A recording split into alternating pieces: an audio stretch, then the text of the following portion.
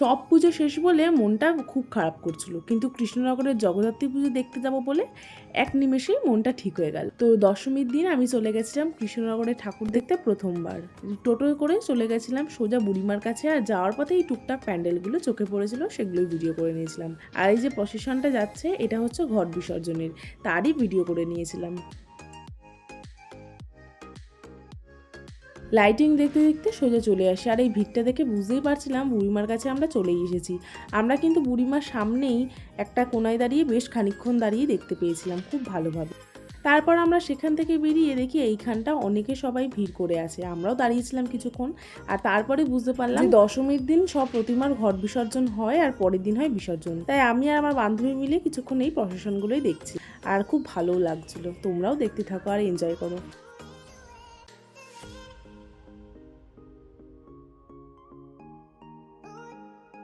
তখন কিন্তু আমার বেশ ভালোই লাগছিল, কারণ এরপর আমরা যাচ্ছিলাম ছোটো মাকে দর্শন করতে। তো তোমরাও চলো।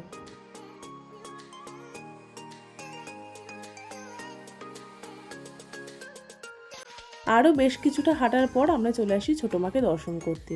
আর এই মুখটা দেখলেই দেখো কতটা শান্তি লাগছিল। আমরা এখানে অনেকক্ষণ দাঁড়িয়েছিলাম, অনেক ভিডিও অনেক ফটো এখানে আমরা তুলেছিলাম। ওখান থেকে বেরিয়ে আমরা একটু মিও আমারোতে ঢুকি চিকেন ইন্টারনেট, তারপরে একটু আইসক্রিম খেতে আমরা চলে যাই আইসক্রিমের দোকানে। সেখানে আইসক্রিম খাওয়ার পর সোজা চলে আসি স্টেশনে। ট্রেনে উঠে তো আমার চুল ঠিক করতে করতে হাফ টাইম চলে আসছি, আর দেখি রানাঘাটে নেমে পড়ি। আর সেদিন ছিল আমার সামনের বাড়ির একটা বোনের জন্মদিন, তাই সেখানে ইনভাইট থাকাই চলে যায়। আর ও তো চকলেট খাওয়াতে একদম ব্যস্ত। তারপরে এখানে কেক, চিকেন পকোড়া এইসব দিয়ে দেয়, আমরা খাচ্ছিলাম। এখানে পাপন আমি বসেছিলাম, আর এখানটা সবাই তখন দাঁড়িয়েছিল। আর ওদিকটা বাচ্চা পাটিরা সব গিফট খুলতেই ব্যস্ত হয়ে পড়েছিল। আর এখানে তো অনাদির মেয়েকেও নিয়েছিলাম, আর একে দেখো ও কি করছে, শুধু মানে চকলেট খাচ্ছিল। তারপরে আমরা রাতে ডিনার করে বাড়ি চলে আসি।